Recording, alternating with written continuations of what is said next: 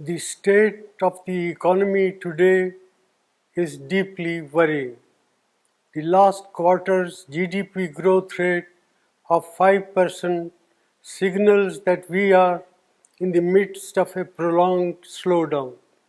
India has the potential to grow at a much faster rate, but all-round mismanagement by the Modi government has resulted in this slowdown. It is particularly distressing that the manufacturing sector's growth is tottering at 0.6%.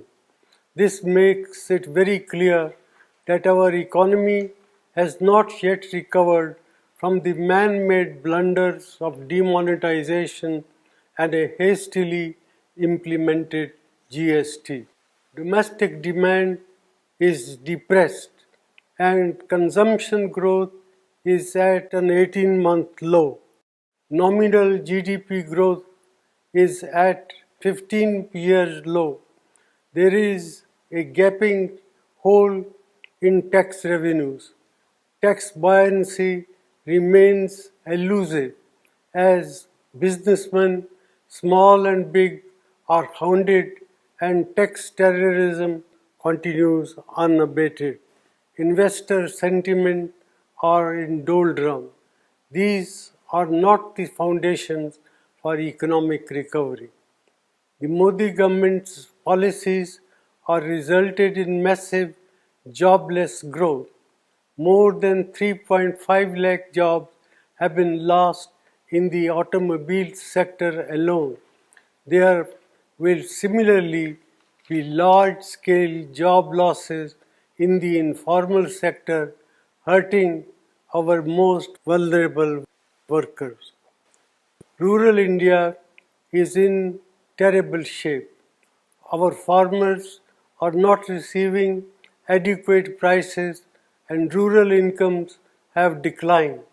The low inflation rate that the Modi government likes to showcase comes at the cost of our farmers and their income by inflicting misery on over 50% of India's population.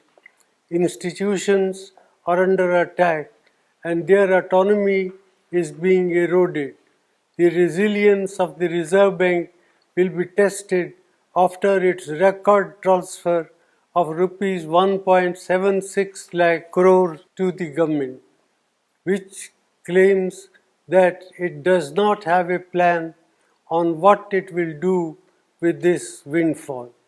In addition, the credibility of India's data has come under question under this government.